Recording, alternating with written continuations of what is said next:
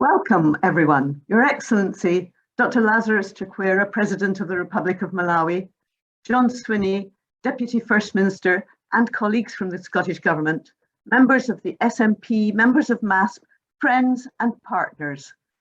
All protocols observed. As Chair of the Scotland-Malawi Partnership, it gives me great pleasure to welcome everyone and to thank you for joining us. I hope you enjoyed that fantastic music video by Joe Kelts with the staff and the young climate leaders of our sister network, the Malawi-Scotland Partnership. Today serves as the second digital AGM for the Scotland-Malawi Partnership. While the AGM itself is a legal requirement and the raison d'etre for our meeting, anyone who has been to one of our AGMs before knows that they're far from the dull, formulaic sessions sometimes offered, but rather they're our annual gathering for and celebration of all who are involved in Scotland's Malawi's links with Malawi. So we work hard to ensure our AGMs include lots of networking and discussion, sharing and learning, and retain their reputation for being energetic, engaging, memorable, and most importantly, useful to our members. This is somewhat harder in a digital meeting, but we've designed an afternoon which is intentionally fast-paced, interactive, and engaging. Today, we hope we achieve the right balance between high-level speakers and time for you, our members, to share together and help direct this, your network, for the coming year. Digital meetings allow far greater Malawian input. It's been a great joy over the last year and more. It's also been of great value as we continue to coordinate and collaborate closely with our sister network MASP. While we respect each other's independence and distinctiveness, we support each other's work in the digital realm. And today, it's our turn to thank MASP for their input and their support. Now, as with any meeting, there are some administrative points to note. Please keep your microphone on mute unless you're invited to speak. Please tweet using @ScotlandMalawi and hashtag SNPAGM2021, and also engage with us on Facebook, Instagram, and LinkedIn. Do use the chat box to message all or to direct a message to an individual. Be proactive, don't be shy about networking. It's really one of the most important aspects of this afternoon. And we encourage you to use your name on Zoom so that others can contact you easily. Now, we're recording the main meeting and the breakout rooms, so we are assuming that by taking part in this meeting, you are happy for your contribution to be included in videos publicly available after the event. And finally, there is just under 1 more hour for members of the SNP to vote on several issues. On Thursday, you should have had an email explaining how you can vote if you're an SNP member. So please note this final reminder to vote before the 3 p.m. cutoff UK time, so that we can announce the results during the core business section of this meeting. We are honoured today to start our meeting with 2 hugely important speakers. In a moment, we'll hear live from His Excellency, the President of Malawi. But before we do, we have a special address from the Deputy First Minister of Scotland. The First Minister passes her apologies that she can't be with us due to a scheduling clash, but the Deputy First Minister has kindly pre-recorded some remarks for us today. So I'm delighted to introduce John Swinney MSP, Deputy First Minister of Scotland.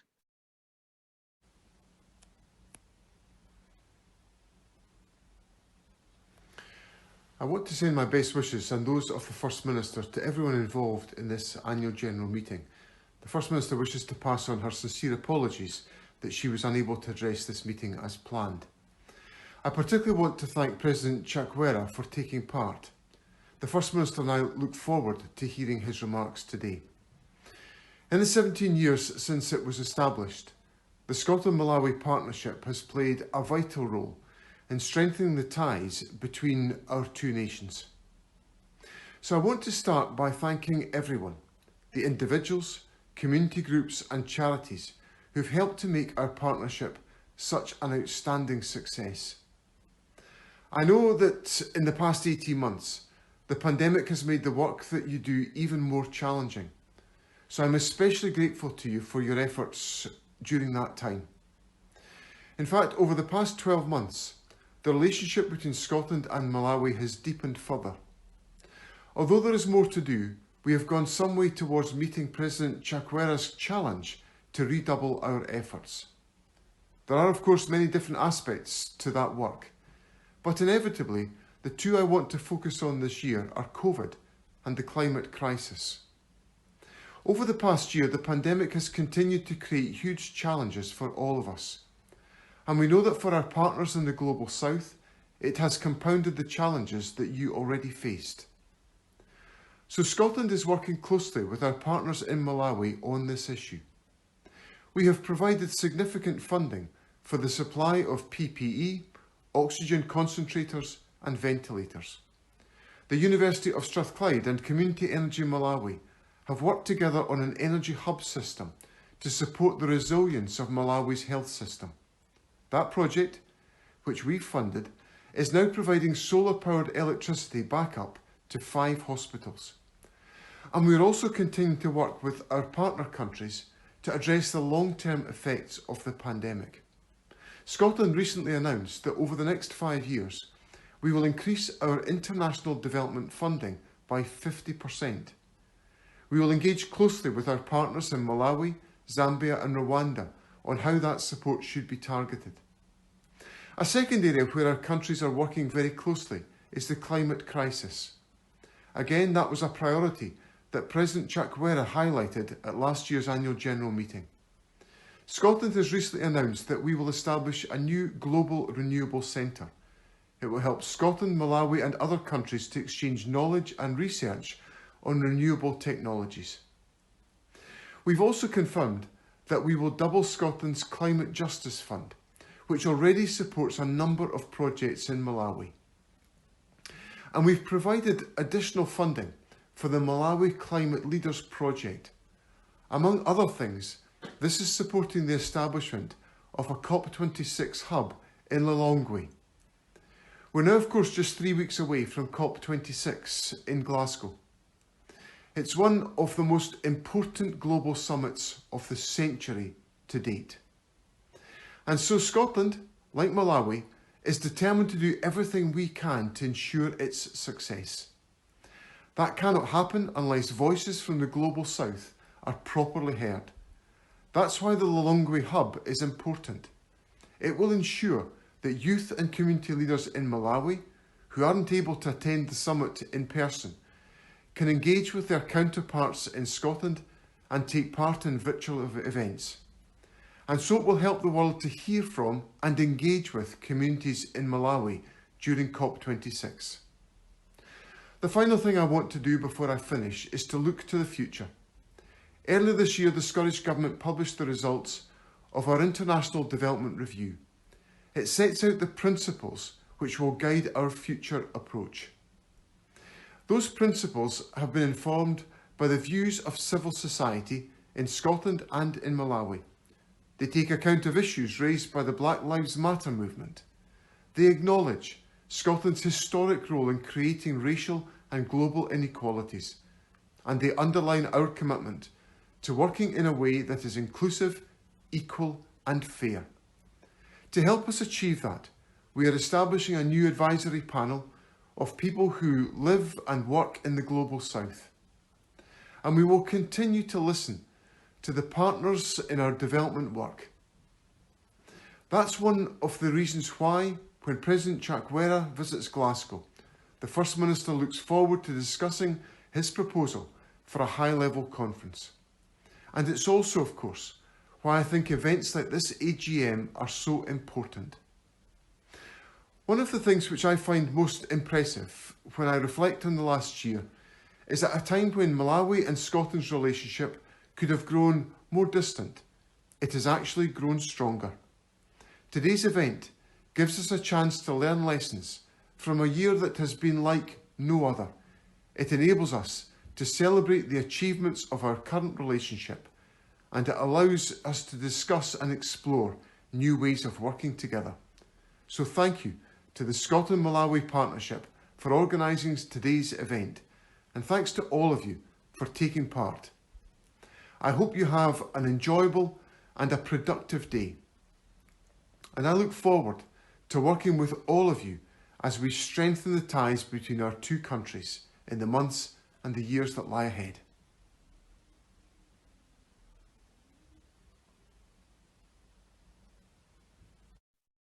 Thank you to the Deputy First Minister for these words of government commitment to not only maintaining but strengthening the relationship between Scotland and Malawi, and their recognition of the outstanding success of the SNP in building partnerships.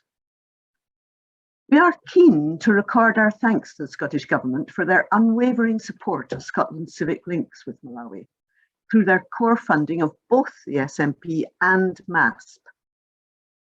While the SNP is entirely independent of government, all that we do as a network is hugely reliant on our core funding from the Scottish Government.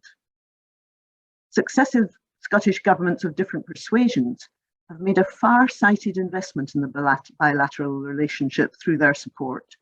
Do you know, for every pound invested in the SNP, over £240 of time, effort, energy and funding is leveraged from wider Scottish civic society.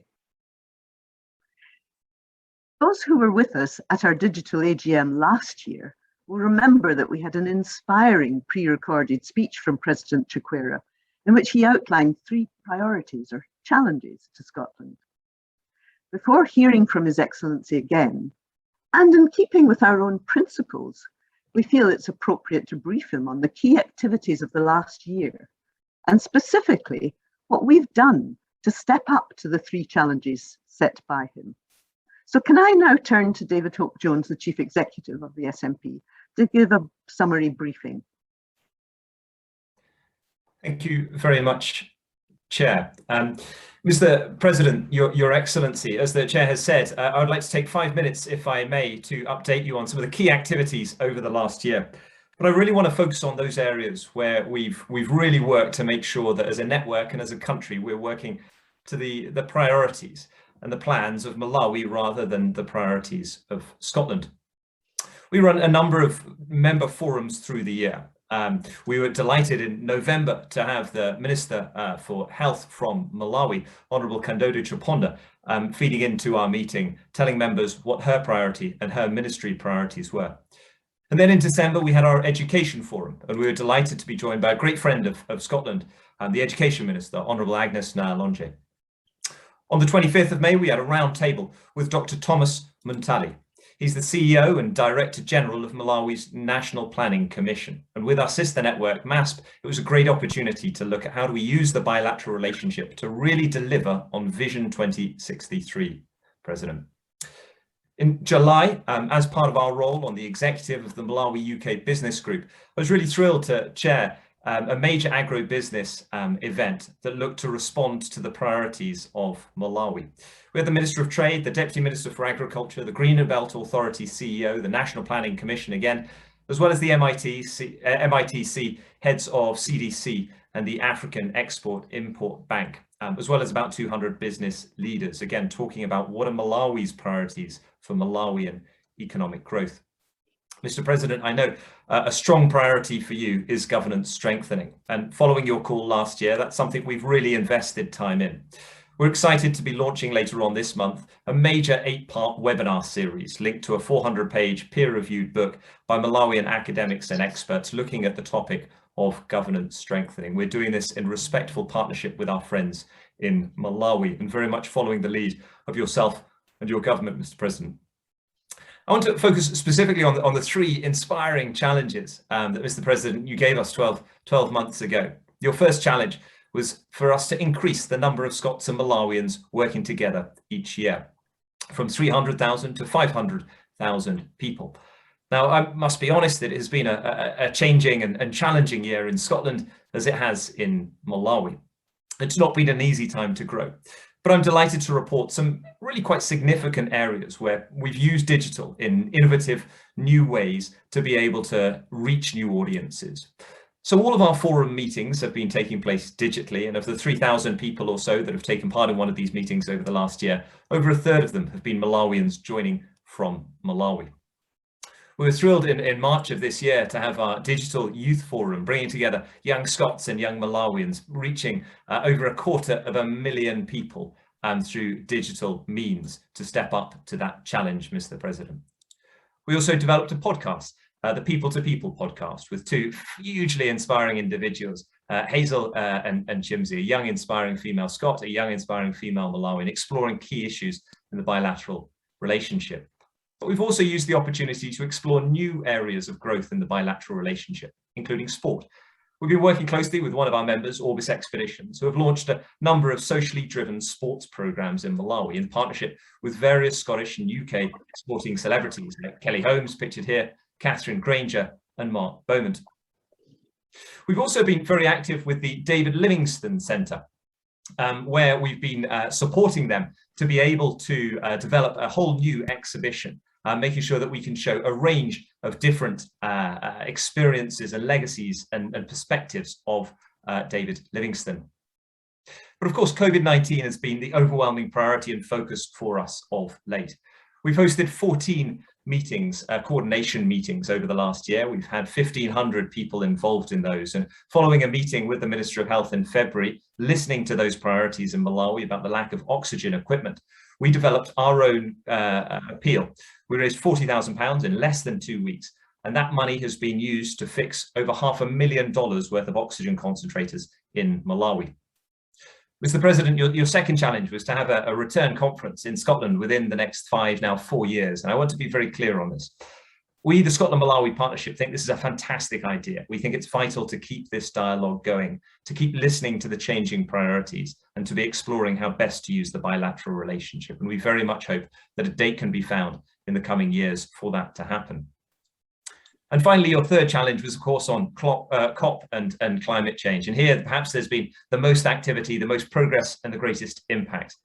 As the Deputy First Minister has said, during COP, 200 young people are going to be gathering in Lilongwe themselves to be able to connect digitally in with COP. We very much look forward to welcoming you, Mr. President, but also all of your delegation, when we continue to work to support them with practical things like accommodation and visas. We've also supported a major feature film, The Ants and the Grasshoppers. That looks to tell the story of climate change in Malawi, to raise awareness and build a profile for Malawi in advance of COP. Finally, we've recorded 26 youth videos, young Scots and young Malawians talking about what climate change means to them. What do they want to get out of COP26? And Mr. President, this is in response to your call to work together, to use the bilateral relationship as a model to the world, as a way for us to inspire the next generation of climate activists. Mr. President, I hope that's a useful short brief about some of the work that we've done over the last year, specifically in response to the challenges you've given us. Chair, back to you. Thank you, David, for these inspiring and exciting visions of some of the activities that have taken part in the last year. But without any further delay, we're all greatly honoured to, for the first time ever, to pass live to State House in Lilongwe to hear from His Excellency Dr Lazarus Chakwera, the President of the Republic of Malawi. Thank you. Thank you so much, Heather Kubi, and all of you wonderful people, Scots and Malawians and everyone else that's following this. So, distinguished delegates, it gives me joy to join you on this day for this interaction, for further strengthening the ties between our two countries. I'm particularly encouraged by the enthusiasm with which you received my 3 challenges last year. And I must register my thanks for you. You're taking this appeal seriously, and so thank you This report on the progress you just made on those three challenges has given me great encouragement and will no doubt add great value to the preparations for, our coming to COP26 in Glasgow in 3 weeks. Aside from all the great work we're looking forward to achieving together at that conference and related side events that we're lining up with your help, I'm really looking forward to the chance to see you all face to face.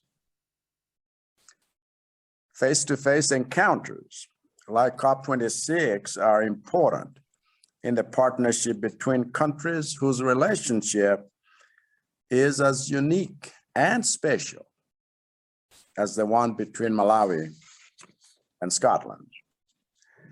One example of that uniqueness is that this bilateral relationship goes beyond government-to-government links. The countless civic people-to-people links between our nations are an integral part of our partnership. There are as many as 1,200 of such links working together in various ways across churches and schools, hospitals, universities, businesses, tourism, diaspora, community groups, and many more.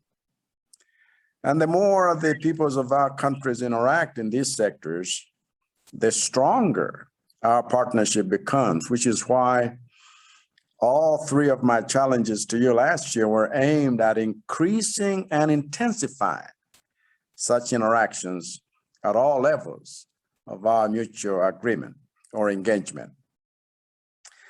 At our last interaction, I accepted the designation of honorary co-patron of the Scotland-Malawi partnership. And so in that capacity, I wish to thank the Scottish government for always honoring the fact that the bond between our two countries extends wider than the framework of partnership between our governments.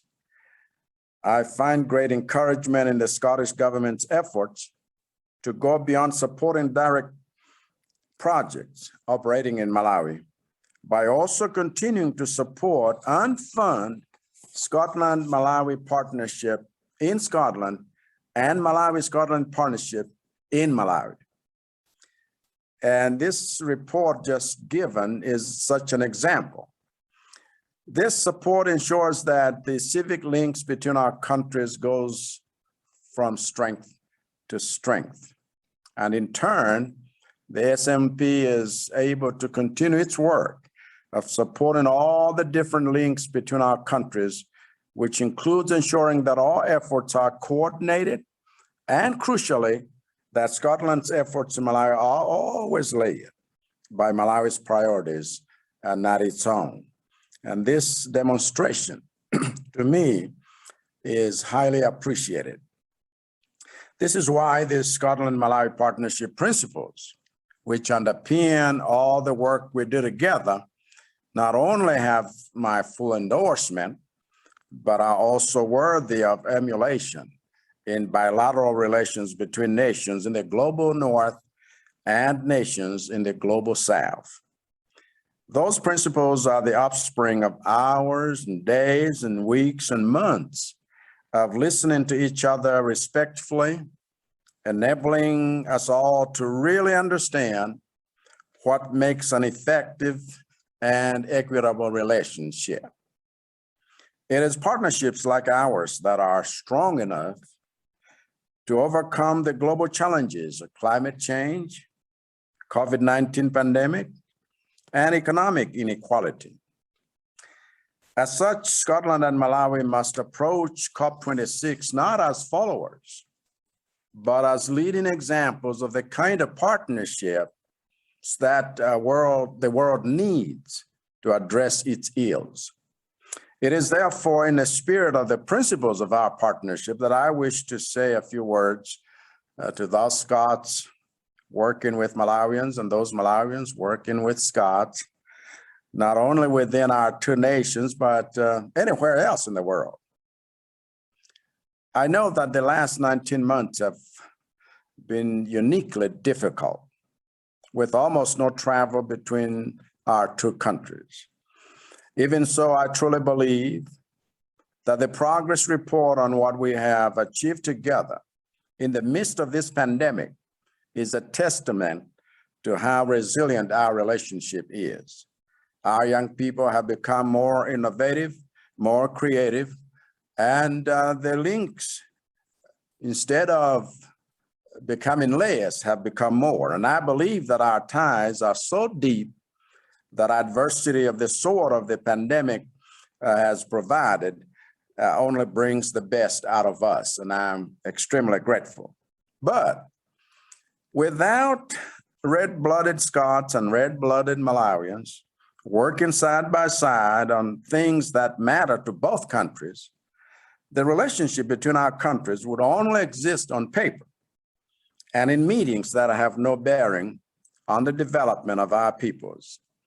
It is you who work side by side in schools, churches, hospitals, projects, and businesses that are the beating heart of our relationship and partnership.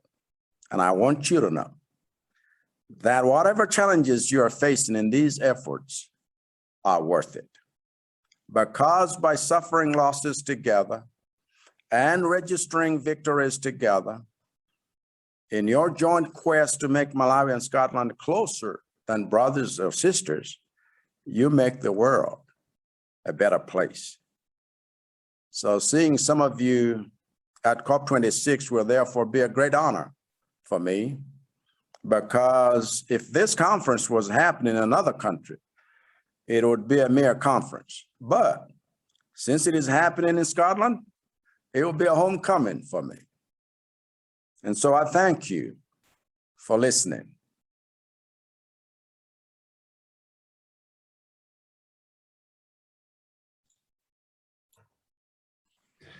Mr. President, thank you so much for your excellent speech, for your kind words, your valuable insight, and your strategic direction. I'm greatly moved, and I'm sure many of those on the call will be as well. And I absolutely agree. Please do consider COP26 Malawi's homecoming. We look forward to welcoming the door and offering a warm reception, just as Scots enjoy each and every time we have the pleasure of visiting Malawi. Mr. President, you've been very generous with your time, and I think agreed to stay with us for perhaps 10 more minutes in which we might be able to ask a few questions. Transparent as always, we invited all of those attending and all of our members to be able to ask a question, and everyone's been able to submit a question, and we've chosen 3 of those questions that were most frequently asked, and I'll call on each of those people to very briefly ask their question so we have time to hear from the President. Please can I turn first in Edinburgh to Dr. Charles Howie. Charles, are you there to ask your question? If not, I'll read it out. Charles. Yes, I'm here. Thank you, David. Mr. President, good afternoon. Thank you very much for giving your time. I would particularly like to, I volunteer for a Scottish charity called Malawi Fruits. We have a partner organisation in Mzuzu Modern Farming Technology. We're really concerned to facilitate small-scale farmers to raise their game considerably. And I want to ask what you see as your main strategies for feeding an increased population. If I'm to understand correctly, the population may reach the about 29 million by the 2030s, mid-2030s. What do you think are your main challenges, and how can we best help? Thank you so much, Charles. And I'm extremely grateful for Malawi Fruit and the work you all doing in Zuzu. But this is an extremely important question. When we talk about Malawi 2063, one of the important aspects of that has to do with industrial development, particularly in the field of agriculture, so that we're able to be food sufficient. Yeah. We're able to add value to agricultural products, And we're able to make sure that instead of begging for food, the nation will be self-reliant in that respect.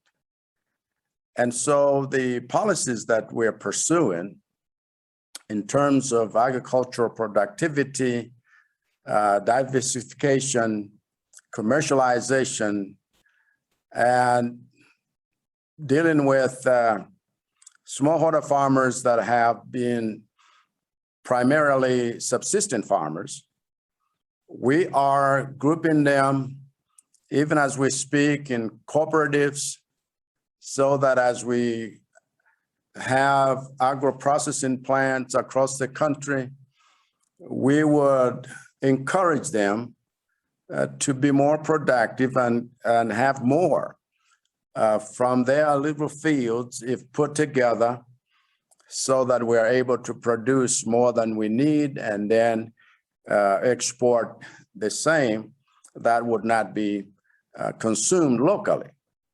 We have, since last year, been involved in a program called Affordable Inputs Program.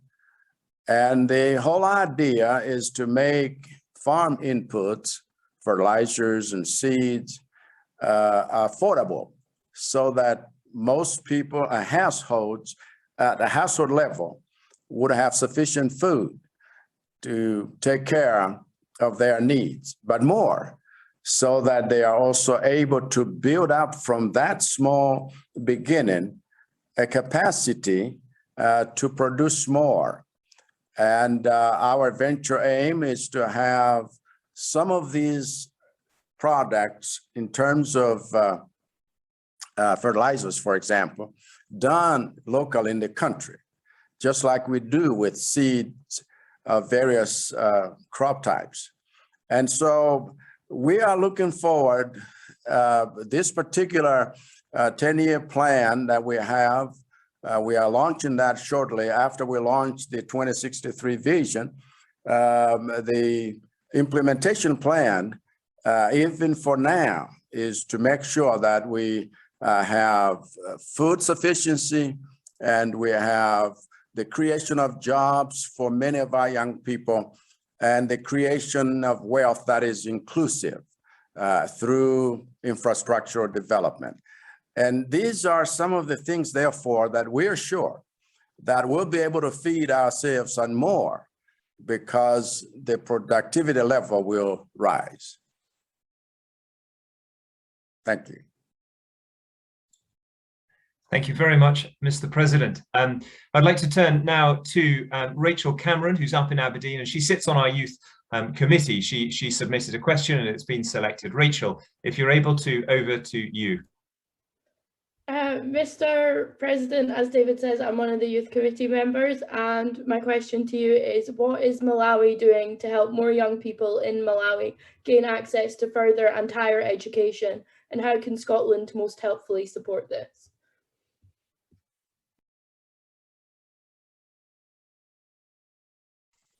Thank you very much, Rachel.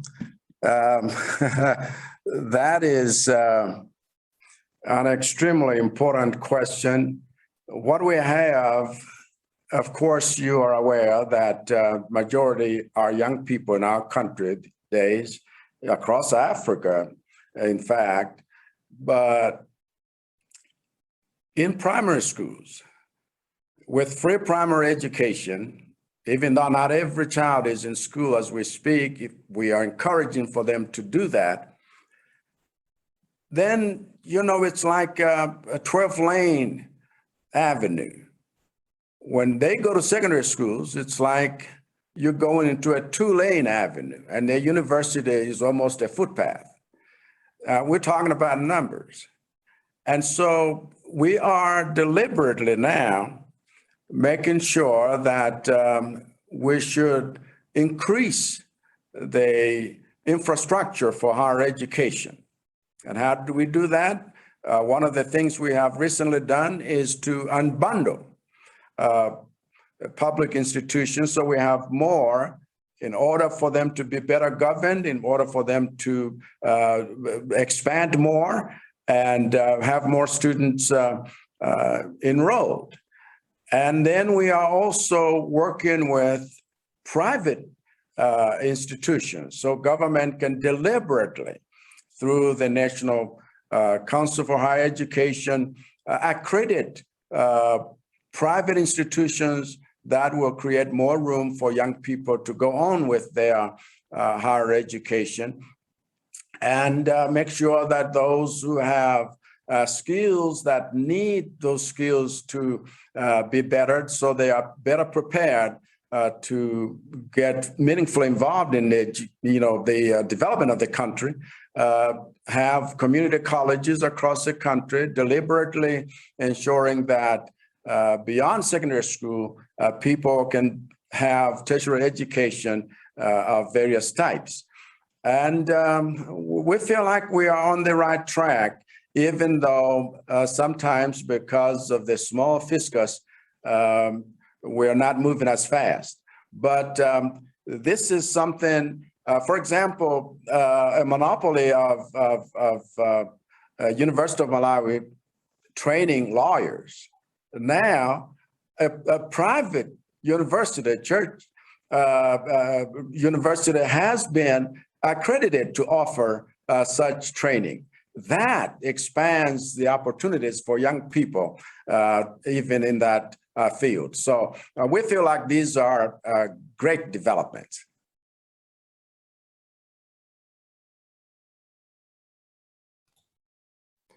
Wonderful. Thank you very much, Your Excellency. We have one more question, I think, and this time it's back in Edinburgh, this time from Davie Luhanga. Davie, if you're there, over to you. Hello, my name is Davie Luhanga, a member of SNP. My question is, what do you think is holding Malawi back in terms of development in comparison with the neighboring countries?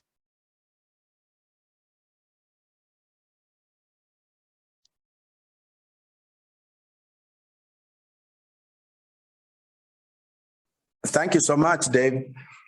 What a great question.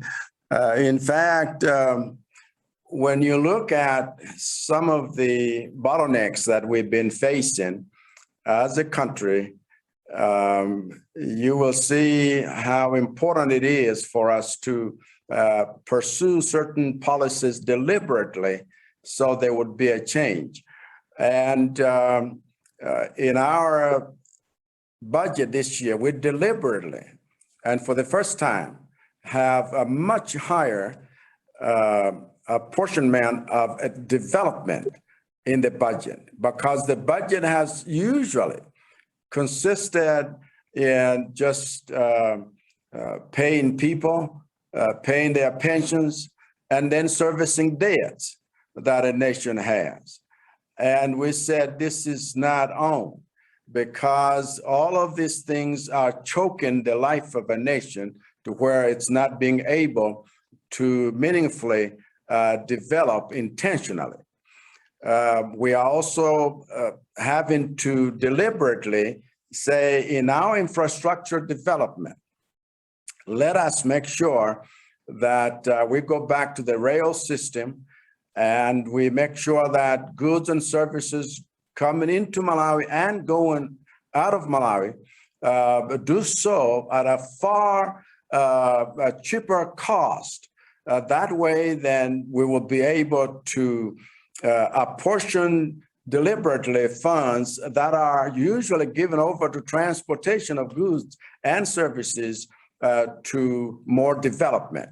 We are also deliberately getting involved in trade, because our trade imbalance is very, very upsetting.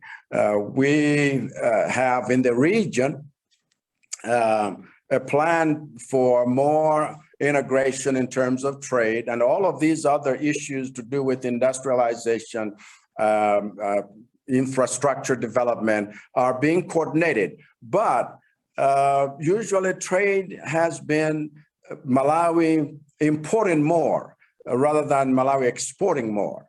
The Africa Continental Free Trade Area we just ratified at the beginning of this year I can assure you that Malawi and South Sudan have been signed a memorandum of understanding, are the first two countries to demonstrate such an agreement on the continent. And as we speak, you know, certain agricultural products are being transported to South Sudan. And that will rake in the necessary forex that we need in order for us to develop more. We are involved in these intentional, shall I say, undertakings so that we can make a difference rather than, you know, just cry out, you know, things are not working for us. So being a land-linked country, we have made sure that our relationship with our neighbors is great. And some of the initiatives that we are undertaking, it is because we are working together with our neighbors. And so once we get the Center Corridor, the Beira and Sanje Railroad done, and we can also take advantage of the Nakala Corridor, as well as the Northern Corridor through Tanzania, and even Zambia will find that their way to the ocean is much closer using the Malawi corridor. That will help this country in its development path. And so we want to be a self-reliant country, but we can't do that without that infrastructure development and a deliberate industrialization policy, as well as adding value to all of the products that Malawians produce in this country, and then export more than import. Thank you, Davie. Your Excellency, Mr. President, thank you very much for those three excellent and full answers to the questions, and thanks to the three questioners and everyone that submitted a question. Your Excellency, I'm keen to say a very big thank you. Thank you for 12 months ago accepting our invitation to, like your predecessors, be an honorary co-patron of our network. Thank you for the passion and flair and enthusiasm that you've brought to that role over the last 12 months. You're a busy man and a fine statesman, sir, and we very, very much appreciate your time. It's not something we take for granted. It's very easy for people like us here to give sort of fine speeches about partnership, and I really want to be very clear on this point. When we talk about partnership between Scotland and Malawi, we mean it, and we want to be held accountable to those 11 partnership principles. We want a partnership between Scotland and Malawi, a partnership of equals, a dignified partnership, a strong partnership, a meaningful partnership, and an enabling partnership. Mr. President, in answering those questions, you set out a vision for Malawi. Your vision of how Malawi will become a more affluent and prosperous country. And please be assured that Scotland stands, as always, shoulder to shoulder with our friends in Malawi in delivering that vision and making it happen. Mr. President, thank you very much for your time. You are, of course, most welcome to spend all of your Saturday at our AGM, and I can't imagine any better way of spending a Saturday, but I, in all seriousness, appreciate the demands on your diary. We're extremely grateful for the 45 minutes we've had, and I understand that you're going to go to your next engagement. So I know it's hard on Zoom because we can't always hear everyone, but please do put your hands together, even if you can't be heard, to give a round of applause for His Excellency, the President of Malawi.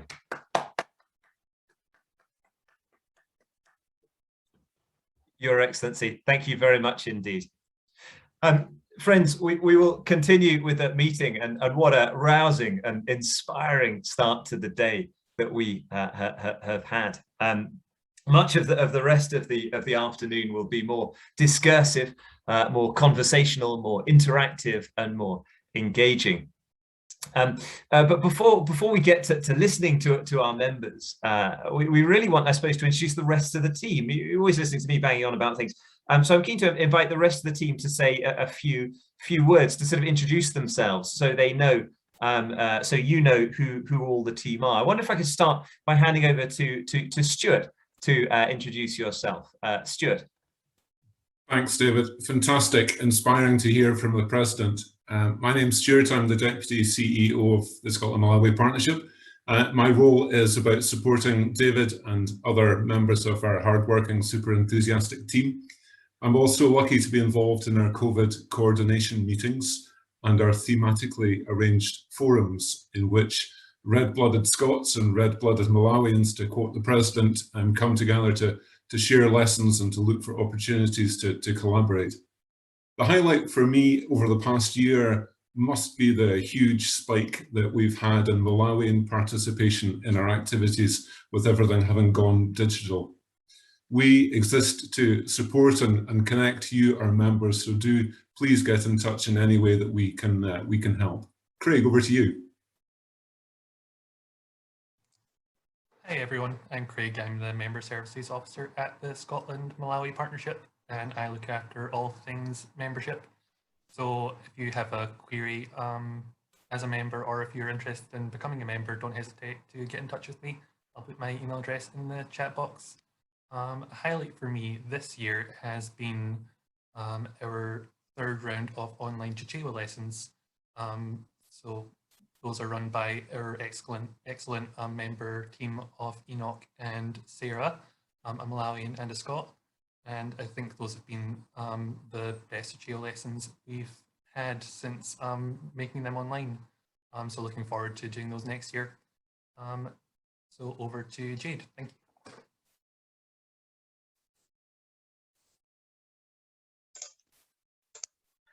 Craig, thanks. Hi everyone, my name's Jade. I'm our Media and Communications Officer. So my role is really all about sharing news of our partnership, our network, as widely as I can.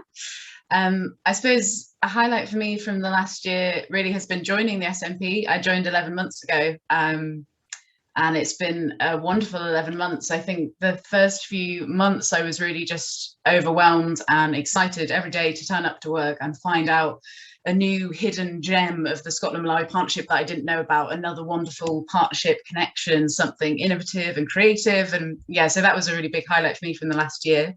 An ongoing highlight for me is hearing from you, our members, directly, and collaborating on any promotional support that I can offer. It's a really wonderful part of my job recently, working with EMS International, our members, on the Malawi Frontline Voices event, for example. So if there are any projects, events that you have coming up, please do get in touch. You can always email me or direct message us on any of the social channels. I'm always there. I'll hand over now to Luisa, our wonderful Youth and Schools Officer. Luisa. I'm very pleased to introduce myself, Luisa Brown, the Youth and Schools Officer for the Scotland-Malawi Partnership. Similarly to Jade, I have been in my role for now just about exactly a year, just under a year. So it's been a very interesting time to start working during a pandemic, a global pandemic. It's been a very interesting time, but I will still say the best part of my job in the last year has been the fact that digital has brought us closer together. For me, starting in this role between Scotland and Malawi, there has been no difference in terms of how I work with Scots and with Malawians. We are both working across WhatsApp and email and Zoom, and it has been a completely equal process in almost everything I've had to work with either Scots or Malawians on. So I feel like that's a really unique way to start an international job, and it's been fascinating. And I really do hope that sort of initial experience is one that stays with me as things hopefully open up more in the future. Obviously, hugely positive feelings about the Youth Festival that happened back in March this year that reached over 250,000 people across our two countries, and very much looking forward to putting on the next one next March with the help of our fantastic youth committee. And huge commendations to Rachel there from our youth committee, who just asked a question to the President of Malawi. So thank you very much. I will now pass on to Alan from our staff team. Good afternoon. I'm Alan Lavrock. I'm the finance officer for SNP. And I've been in post for about 18 months now, although I have been involved with the SNP as on the Audit and Finance Committee for a number of years before that. Before the pandemic and before this job, I used to spend about half my life in Malawi. And one of the joys of the last 18 months, it doesn't make up for not being there, but one of the joys is to see so many of my contacts in Malawi being part of the monthly meetings that we've had. And I'm sure that actually has a longer term benefit than me actually going out there. They feel part of an international setup and they don't feel isolated when they can come onto these meetings. So that's been a real highlight. Rachel, if you're there, would you like to say a word? Yeah, I'm Rachel. I'm one of the members of the youth committee. My favourite thing from the last year would have to be the same as Louisa's, would be the youth festival. I can't believe how many people we managed to reach. And the other thing that I enjoyed from the last year is setting up our youth Instagram as well and reaching over 100 followers on that in less than a month. Thank you. Lovely, thank you very much, Rachel. Thank you, all of the team. It's always wonderful to hear from everyone. So thank you very much indeed. And sorry for there's a slight technical glitch. However much you prepare these things and think you've got everything right, there's always something that will go wrong. And one of our critical control computers crashed, which is why there was the awkward silence. But thanks everyone for bearing with us as we manage the situation. Well, listen, friends, we've done, I suppose, the sort of one-way bit of the afternoon where you've been sitting there diligently listening to what we've got to say, and we're going to move to a far more interactive side to the day, where we really want everyone to be able to feed in their views. Whoa, David, wait a minute. Sorry for interruption. You know, you cannot expect people to get energized by talking to each other. You know, what if we bring in some Malawi spirits? You know, yeah. All right.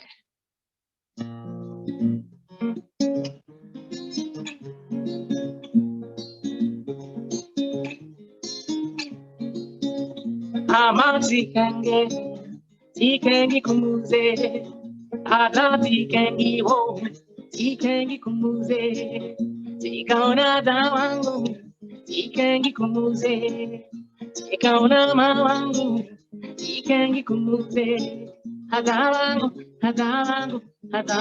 kumuze, amawangu kumuze, adati kengi wo. Tikengi kumuze, amati kengi, tikengi kumuze, tikaona dawangu, tikengi kumuze, tikaona mawangu, tikengi kumuze, adawangu kumuze, amawangu kumuze.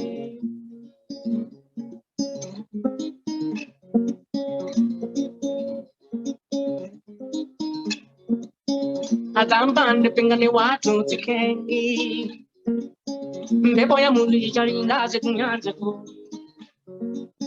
Agambande pingani watu tikengi yo, mbebo ya mwera ichaindaze panyanja po. Engabe nazo Luhanga cha. Agamanda nabo makambie kukumbata po. Boja wambunu namu mapinge kwa tabwana. Makambie go.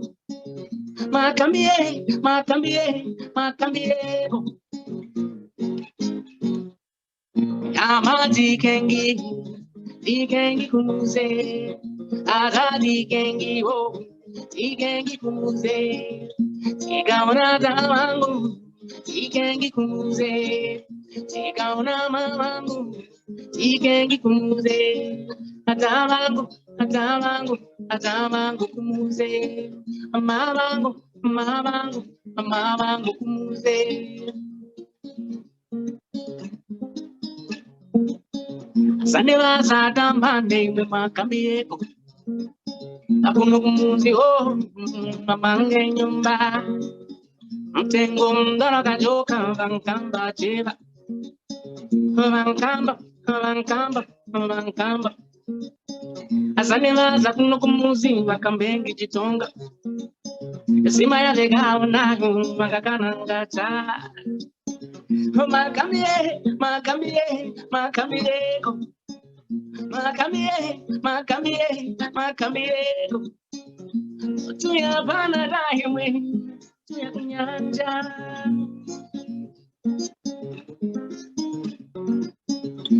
Tuya bana ma, tuya kunyanja.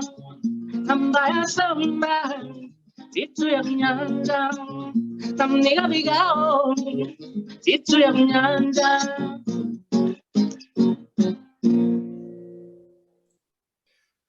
Fantastic. Round of applause for Davie Luhanga. Another song. Davie, back to you. Thank you very much. This is now a really energetic one. Would you please, if you have anything close to you, a cup, a spoon, or anything else you can make sound with, please bring it on. And I would like a few people who can maybe accompany me with on this song, because the song is so easy. It goes like this.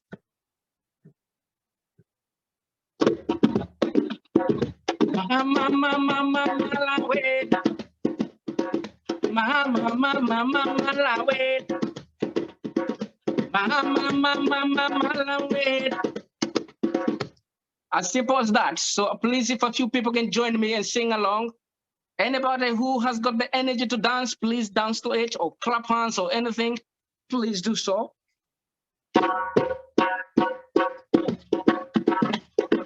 Mama, mama, mama, la wait. Mama, mama, mama, la wait. Mama, mama, mama, la wait. Mama, mama, mama, la wait. Mama, mama, mama, la wait. Mama, mama, mama, la wait. Mama, mama, mama, la wait. Mama, mama, mama, la wait. Mama, mama, mama, la wait. Mama, mama, mama, la wait. Mama, mama, mama, la wait. Mama, mama, mama, la wait.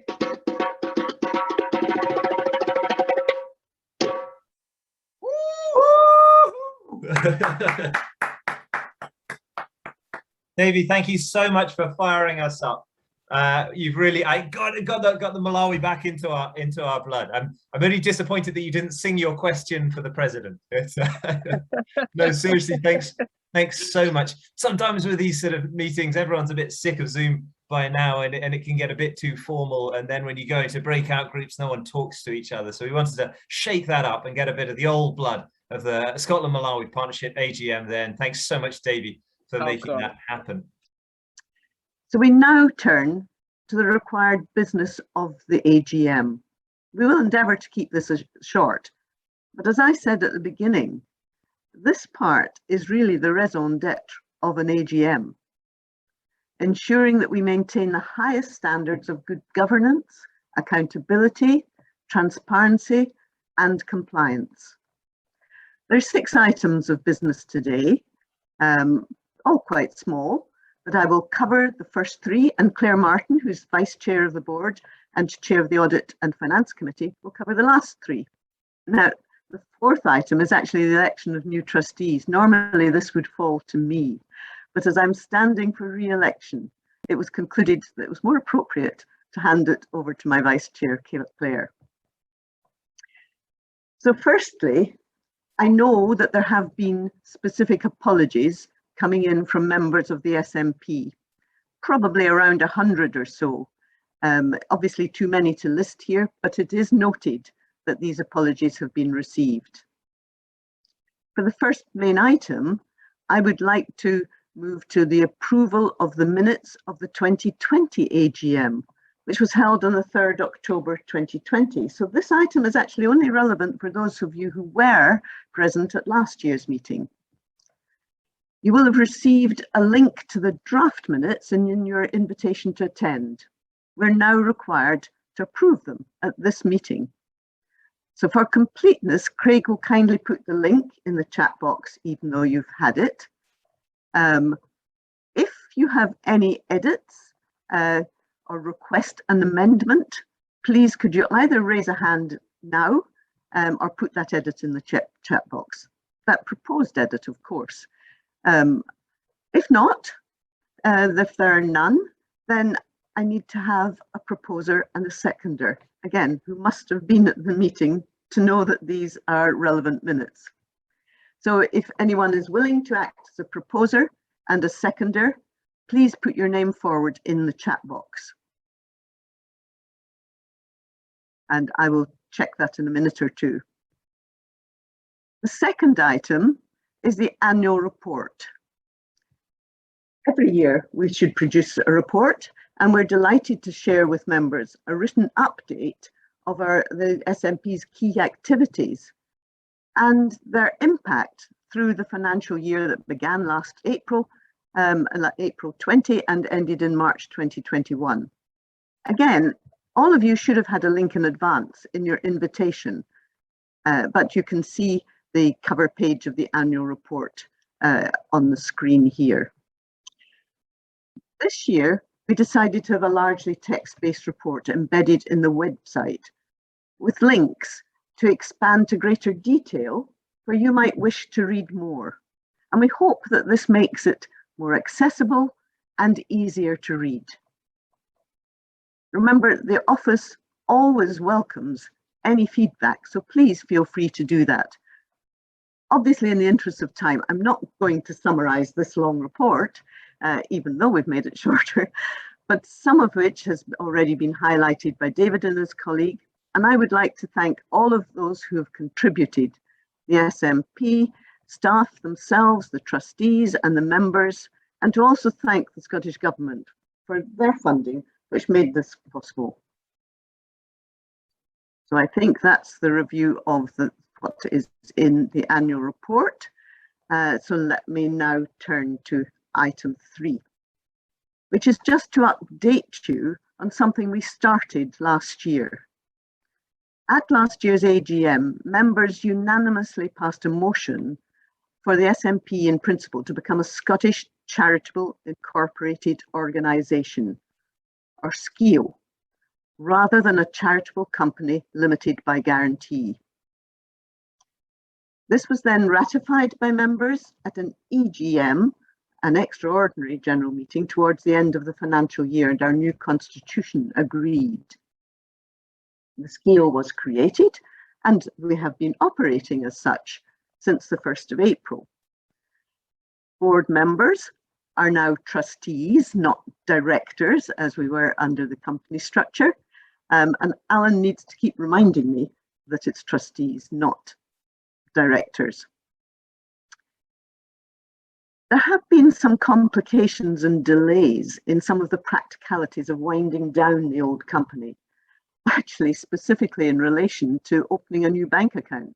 I don't know if any of you have tried to open a new bank account during the pandemic and lockdown periods, but banks are incredibly slow to respond to requests. Possibly due to being short-staffed, possibly due to working from home, whatever the reason, that has been very difficult. And we can't actually move forward until this action has been completed. Thereafter, we can lodge the old company's final accounts with Companies House and with Oscar, the Scottish charity regulator, and then the original charity can be wound down. Let me reassure you, though, as chair of the Board of Trustees, that none of this impacts on our work and our interactions with you as members. But I would especially like to thank Alan Laverock, the SNP Finance Officer, who continues to work tirelessly to manage this important but amazingly time-consuming and at times frustrating process so admirably. That concludes the 3 items that I was going to cover, and I'll now hand over to Claire to take us through the remaining items of our core business. Thank you. Brilliant. Thank you, Heather, and hello, everyone. as Heather said, I'm going to take you through the annual accounts for the SNP for the year ended the 31st of March to 2021, and some associated resolutions, including our trustee elections. So if you have any queries as I'm speaking, please do put them in the chat box. I'll try and follow them, and if I don't pick them up, I'm sure one of the SNP team will keep me right. So first up, in terms of trustee elections, and for those of you who may not know our kind of typical process, we are a board of 16 of volunteers, each serving 3-year terms, and in line with the SCIO constitution, a third will stand down each time. So we have 6 trustees standing down from the board this year. So Heather Cubey, Dennis Robson, Moira Dunworth, Fiona Anderson, Gillian McMahon and Charlie Bevan, and really keen to thank all of those for their brilliant contributions to the board. And we have 2 standing for re-election, Heather and Fiona, but keen to flag that that's very much done on an equal basis to those who are standing for the first time. Over recent months, SNP members have been asked to stand for election through our kind of emails, bulletins, website and social media channels, and delighted that we are have a strong cohort of proposed new trustees today with us. Just again for background and hopefully helpful background, standing for the board is open to all of our members, but every year the board, as we would like to do, hope to do from good governance procedures, reviews the existing cohort of the board and considers the skill set there and diversity there, to look for any particular areas of skills that we may look to specifically ask people to consider standing in, so that we make sure that board is as representative and diverse as possible. And this year our kind of areas where we particularly sought were income generation, HR, safeguarding digital and senior level experience with government and parliaments. Just some quick stats, I guess, briefly on our existing board. If we take out the 6 who are standing down at the moment, just to give you a bit of a sense of that mix of the 10 who are remaining on the board, we have 60% female, 60% Scottish, 40% Malawian, and quite varied age brackets, so 30% over 60, 40% 30 to 60, and 30% under 30. So as we say, quite diverse across a number of areas, and keen that we continue to be so. This year, a relatively unusual situation in that we had 7 people standing for 6 positions. We know it can be incredibly challenging for some charities and some of our members to encourage people to stand as volunteers for boards. So brilliant that we have 7 people standing of incredible calibre and skill set, and all would bring a really genuinely outstanding, I think, contribution to the board. So yeah, for the individual who's not successful this time, very much hope that there will be an encouragement from your side to stand again, because we're very honoured as the SNP to have all 7 of these individuals on our board. In terms of election process, those of you who are Scotland Malawi Partnership members will have had the opportunity to vote in the lead up to today for our board, and I believe Craig is going to put up on screen the results of our election that we've had.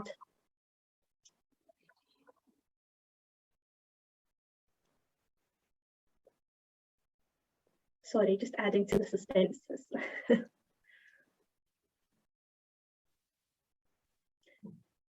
While we're waiting for that poll to come up, just particularly keen to really thank Gillian, Charlie, Dennis and Moira, who are standing down from the board this time and haven't put themselves forward for re-election at this point. As I say, it's very much appreciated by us, the contribution that they have made. Claire, slight technical delay there. Do you want to talk through the next item, and then I'll jump in with the results, if that's okay. Perfect. Thank you. Yes.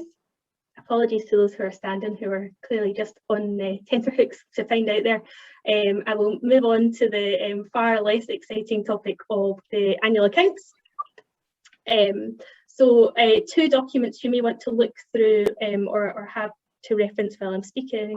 One is the draft of the annual accounts, which was in your kind of info pack for signing up for today.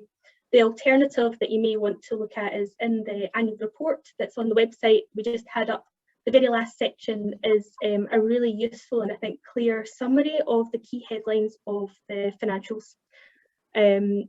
So for those of you that have been at an AGM before, I'm going to follow very much a similar format of just talking through a little bit of the process that we go through to get our annual accounts, some of the headline points, and then see if there's any questions, and thereafter 2 motions. So one for approval of the accounts to the 31st March 2021, and a second for approval to appoint an independent examiner for the following year. Firstly, just really want to say, Heather's just mentioned Alan in the context of the SKIO, but full credit to Alan Laverock, our finance officer, for really managing this process. This was a year where we've been working entirely remotely, and as I'm sure many of you also have had to do for the last year. But when it comes to the finances and preparing accounts and making sure that throughout the year we're up to date with our records, somewhat can be challenging when things like copy bank statements and invoices are still getting sent to the office. So really appreciate the work that Alan and Stuart and the team have done to make sure that that's all been managed robustly and thoroughly, and make sure that we're in a position where we have our financial statements up to date in good time. Alan has now been with us for over a year and has a chartered accountancy qualification, so has brought the annual accounts preparation in-house within Scotland Malawi Partnership.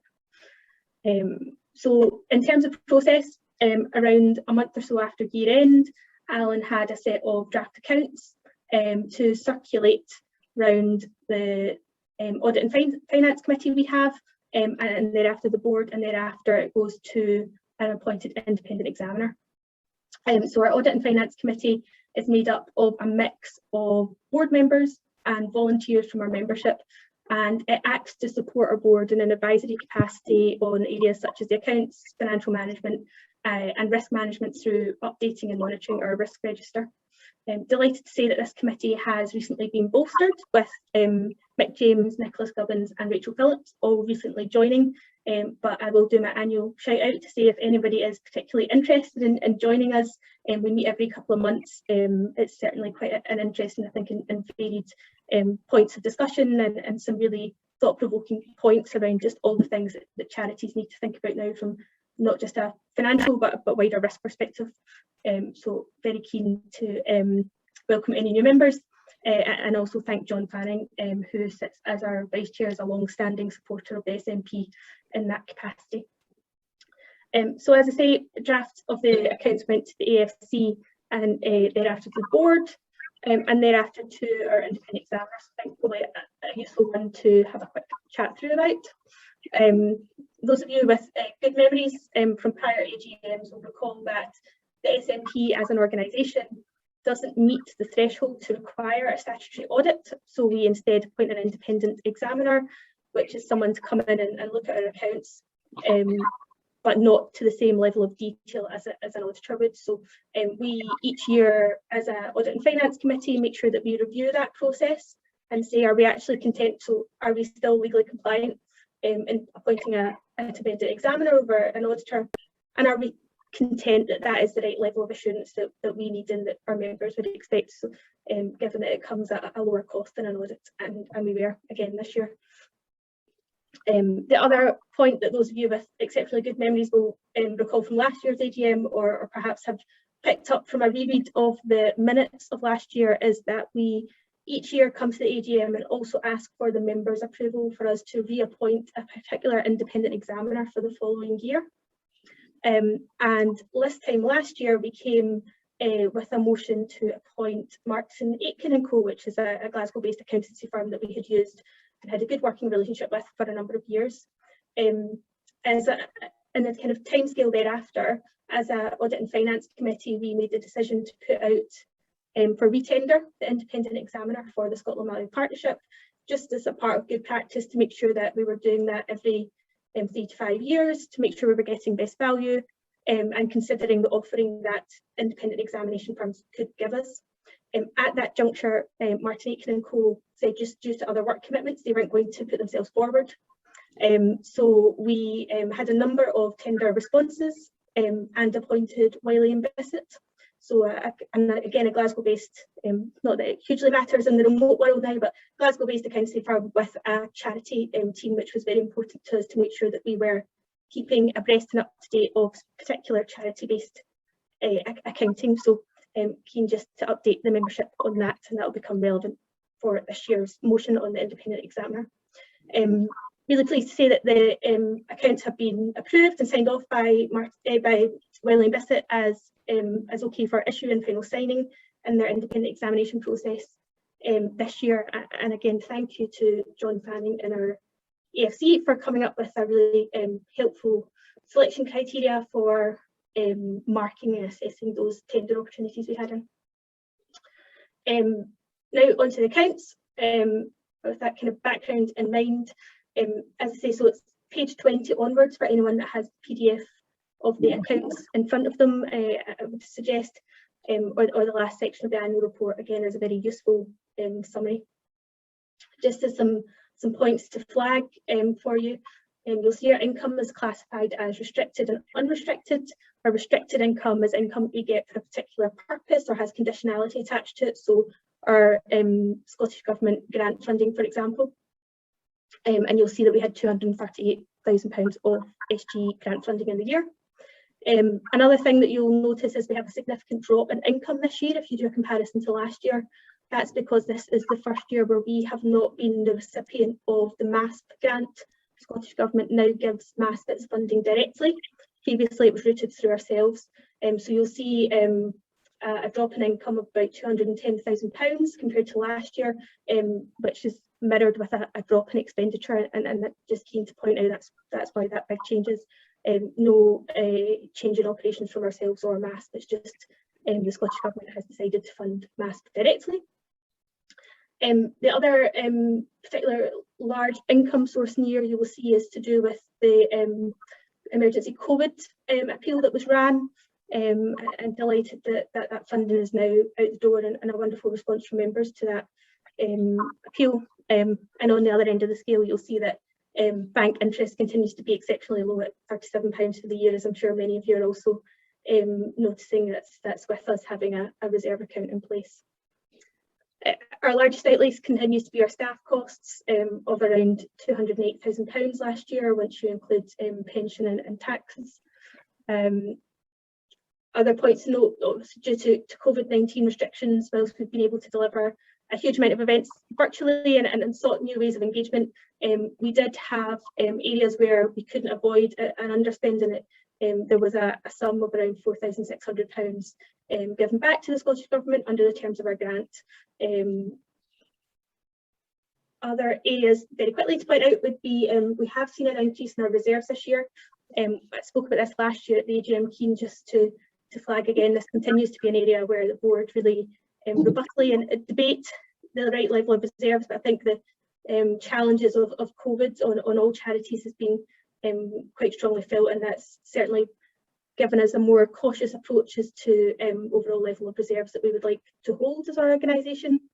And finally, with the wider SCIO piece, this will be the last set of accounts we present under the old charity number. So effective from the 1st of April, we've done a transfer of the assets and liabilities of the charity to the new SCIO entity. So that won't change structure or format of the accounts for future years, but just keen to kind of flag that point of practicality. So I will pause just to see if there's any queries or comments in the chat box.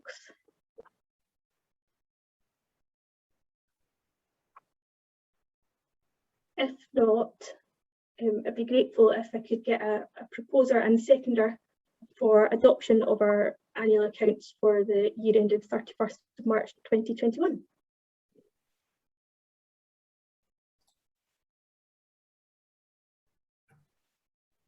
While waiting for the proposer and seconder, would it be helpful, Claire, if I jumped in with the results of the election? Perfect. Yes, thank you, David. Super. My apologies to Claire and apologies to everyone that one of our admin computers had a bit of a freezing moment, which is why there's a bit of a delay here. But let me see if I can pull up the results of the election there.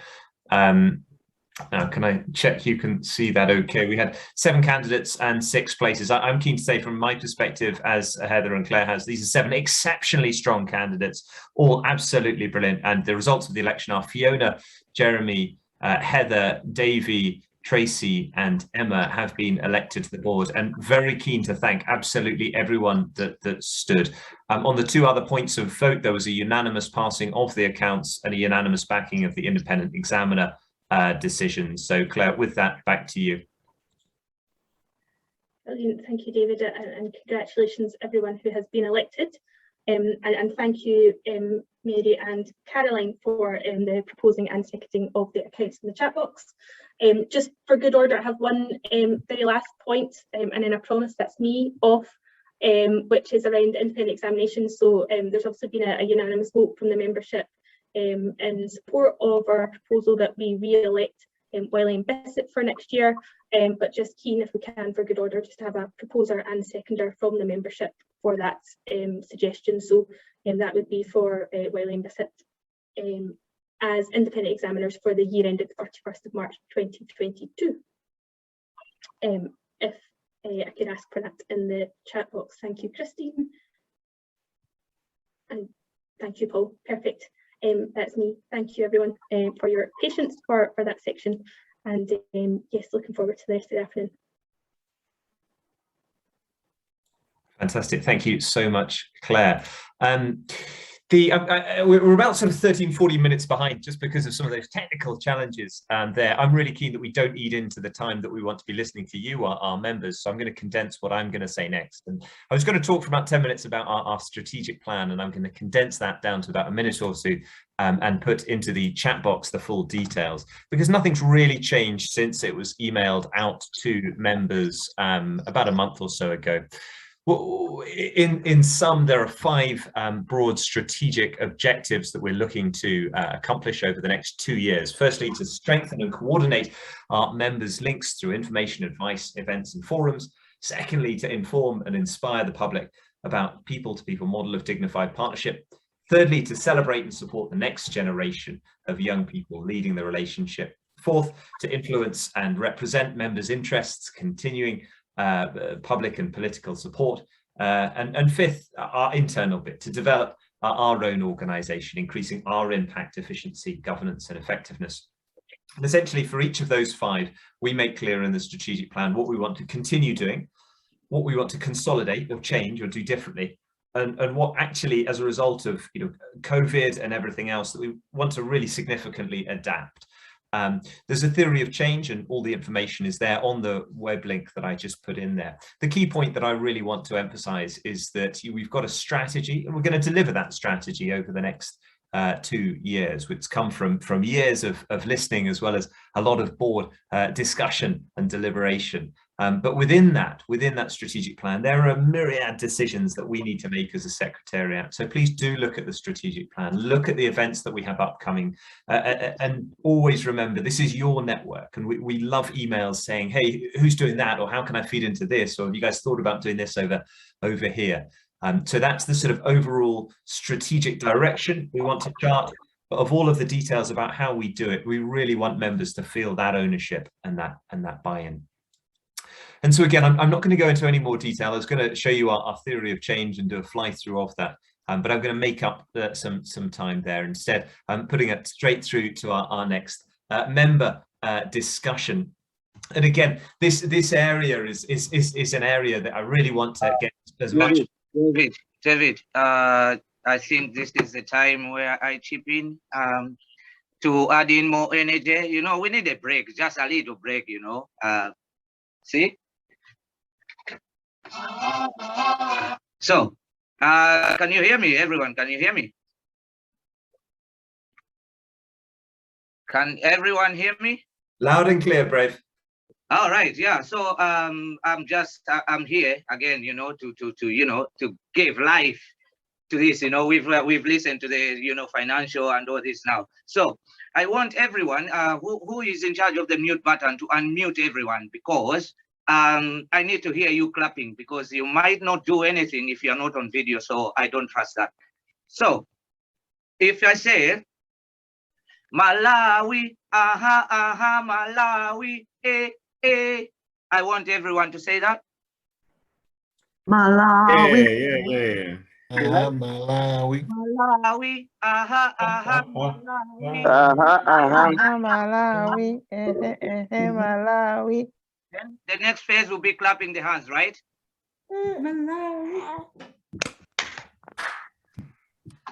Yeah, I want to hear all this Zoom to be on fire now. Everyone put their hands and then we go. Malawi, aha, aha, Malawi.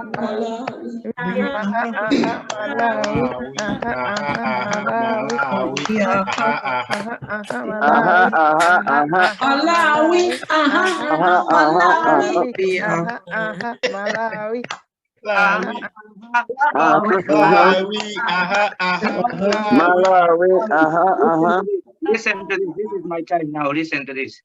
Play me a little something. You remember this, right? See you on your hand. You remember this, all right? And if you're young, you can do a little dance as well, you know? You ready? Malawi, aha, aha, Malawi, Malawi, Malawi,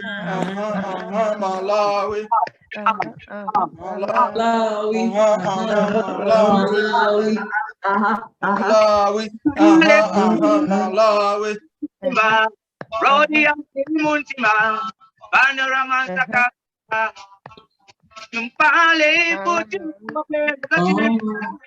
Rodia Panorama Saka, right?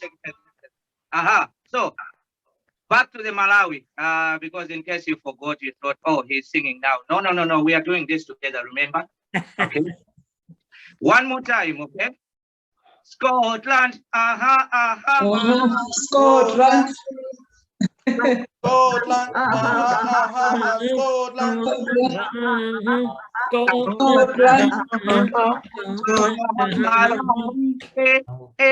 Scotland, Scotland, aha, aha, Scotland, Scotland,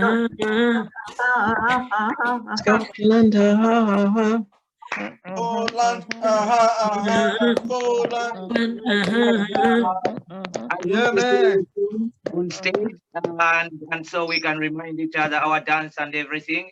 But now I just wanted everyone to be energetic again so we can continue to finish the AGM. Is everyone okay? Yes. Thank you. Great stuff. Round of applause for Brave. Stuff. We're not going to let the technical challenges of Zoom get in the way of a sing and a dance, and I hope everyone's really G'd up and energized from that for our next discussion. Friends, thanks so much, the hardcore that have navigated through the technical challenges that we've had. In this digital world, we're able to do wondrous things. We're able to, of a Saturday afternoon, sit at our desks or at our bedrooms, open our laptops and listen to the President of Malawi tell us what his priorities for the bilateral relationship are. But of course, the technical world has challenges as well. And we've seen some of those gremlins today, and thank you for your patience. But we've got one more item in the agenda, and it is the big finish, the big headline act. I know everyone's very, very excited about it. We were so chuffed when they said yes to our ask. I'm really thrilled to pass over to Professor Samson Kambalu and his fantastic wife, Susan, who's Scottish. Samson is an Associate Professor of Fine Art at Ruskin School of Art and a Fellow at Magdalen College, Oxford. As I'm sure you all know, his brilliant artwork of John Chilembwe, Antelope, as it's called, is going to grace the 4th plinth of Trafalgar Square, literally sizing up to those great projections and memorials of imperial and colonial power. I'm absolutely delighted now to pass over to Samson and Susan to speak for about 10 minutes. Over to you guys. Hello. Yeah, well, thank you for inviting us. Yes, thank you for inviting us. Yes. Do you want to start? Do you want to introduce yourself first, maybe before you? Okay, very briefly then. Share. We've got some slides and stuff, and I know we're very short in time. I'm Susan Kambalu. I'm from Perth. And in 1998, I travelled to Malawi with Scottish Churches World Exchange, who I believe after that time was for a period a member of the Scotland-Malawi Partnership, to work at with the Department of Theology and Religious Studies at Chancellor College as an editorial assistant at Kacheri's series, which I'll probably mention again later. But while I was there, Samson and I met, and I pass over to you, really. Okay, so what I will do is to run a PowerPoint as an introduction to my work. I hope I can do it within seconds. Let's do it quickly. I'll play this first. Oh, can you see it?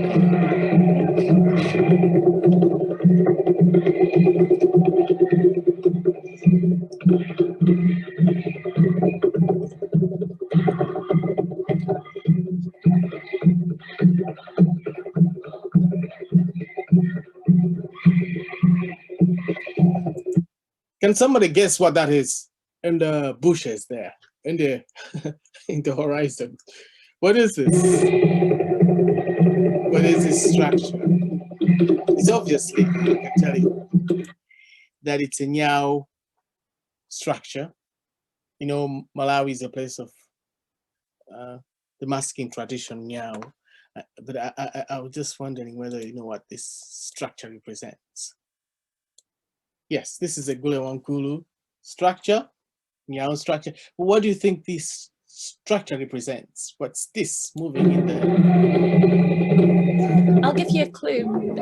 His Excellency referred to it earlier on and during his talk briefly. No, not a zebra. Not a zebra. Anyway, you can see the smoke here, right? You see the smoke there? That's a train, actually. It's a train. Right? That's a train. I'll show you another train, another kind of train here.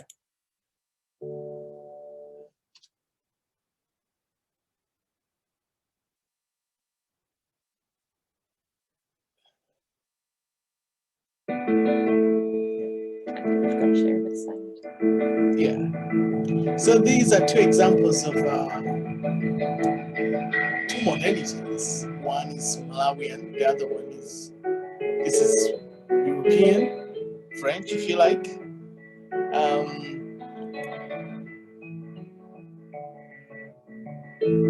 I think this scene is just exotic as the other one. What's the point of this film depicting a train arriving? For me, perhaps my current practice can be found between these two examples, which is the Malawi masking tradition and now cinema. I'll show you an example of my work. 1,000 years. These films are usually silent and last around 30 seconds. And I just make them on the road when I'm traveling, and usually filmed by strangers, often enough by Susan, but usually by strangers. I made this one in London, and it's 1,000 years. I was passing a building site, and I thought if I put all this sand on me and dust it off forever, that makes some kind of artwork. 1,000 years. I was in Malawi. I grew up with a lot of film and a lot of Nyaw masking, and it's come together in these works. If some of you know St. Pius in Blantyre, they used to have a church hall there, and me and my brother, we used to go there and watch films. We would escape out of the bedroom window. Our parents thinking we are sleeping, but we're all the time at the cinema watching. And when we're in the village, we would follow the masks. So I think these two kind of phenomena, one Western, the other one African, come together in what I'm doing now. See another example of film. I filmed this in California, San Francisco. It's called Mountain Man.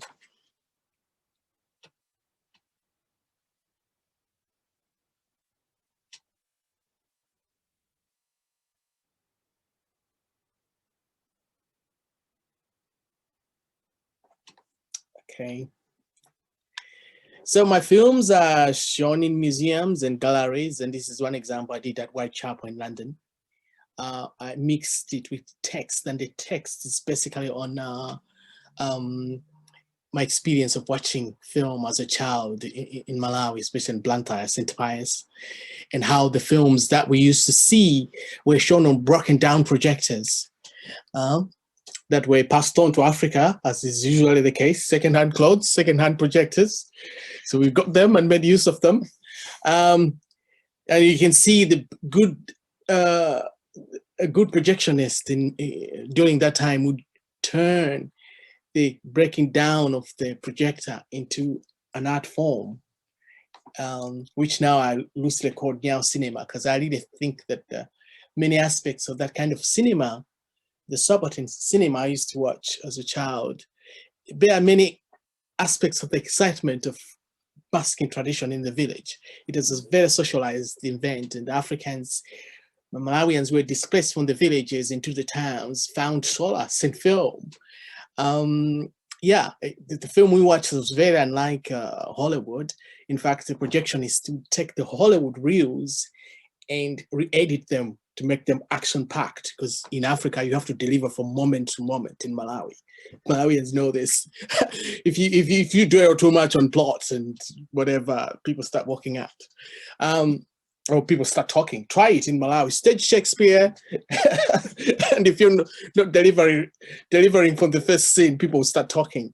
So what you want is to deliver action. This is Whitechapel, London. So you can mix. I do these kind of multimedia installations.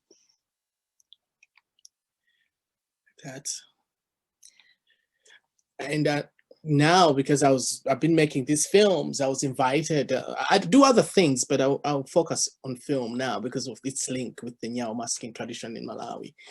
And then I was invited to do a sculpture. And when they invited me, I had the photograph of John Chilembwe on my phone.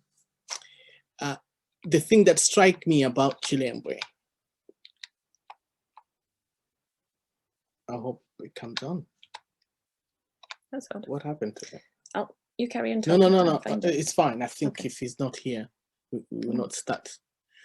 Anyway, you can find, I think it's a famous photograph that's online, and it's John Chilembwe standing next to John Charlie. And for me, I had that photograph on my phone simply because I thought it would inspire me at some point. Yeah, that's a famous. And anyway, I translated the photograph into a sculpture inspired by film. You know, John Chilembwe is the star of this sculpture. It's bigger, larger than life, and John Charlie is life size. Life size, not in real life like us, but life size in comparison to the other sculptures, like King George, Napier, Havelock. You know, the generals there. They are the size of Charlie. So this is a really big sculpture. In retrospect, I've realized something I did. I think Chilembwe is the size of a horse. But anyway, I can tell you the arrangement was inspired to me by this name, John Chilembwe, means antelope. And I thought it was appropriate that we go there, the antelope. Chilembwe, I'm sure he's referring to the another mask called Chilembwe. In Nyayi, this form of Chilembwe, if you like, it's called Kasiamalilo. This is the Chewa principal mask, which is a womb disguised as an antelope. In Malawi, I think we solved the problem of sexuation. We are a matrilineal society, but we don't put a woman on the pedestal. It's just our womb that goes on the pedestal. I'm telling you that solves a lot of problems in feminism, in current discussions of gender and stuff. I think in Malawi, we already figured it out. You can explore a lot. Anyway, I'm getting there. Hang on. So you can see the two figures. Actually, this particular mask is sometimes worn by one man or two men. And you can see that's the formation on the plinth. I'm telling you the secrets of Nyayi masking now that's going on in Trafalgar Square. There's a lot going on that sculpture. But but this is a womb. It's the woman's pubis upside down. You know, that's what is happening. The womb this is where everything is coming from anyway in Malawi tradition. And I always say that if you want to understand Malawian mentality or spirit, you have to contend with the Mnyayi masking. Anyway, where does this come from? I went to this school, Camps Academy, spent there 6 years with an extremely Western education in Latin and Greek, etc., classical. And then I studied painting and sculpture at the University of Malawi and ethnomusicology. When one day I had a moment of St. Paul on the road to Damascus when I made the Holy Ball. This is a football plastered in pages of the Bible. I stopped painting at once and made this football plastered in the pages of the Bible. But for me, this is a time when I started connecting to my African heritage. Painting was great for me, but it didn't really necessarily connect me to Malawi in a way that contemporary art has, which is multimedia performative. For me, contemporary art took me back to the Mnyayi masking traditions based around play. And for me, this is the first work I made. And then ever since I've traveled with the work around the world. I studied in Nottingham, got married. I'll play you one more film and then Susan can take over. This is called Moses.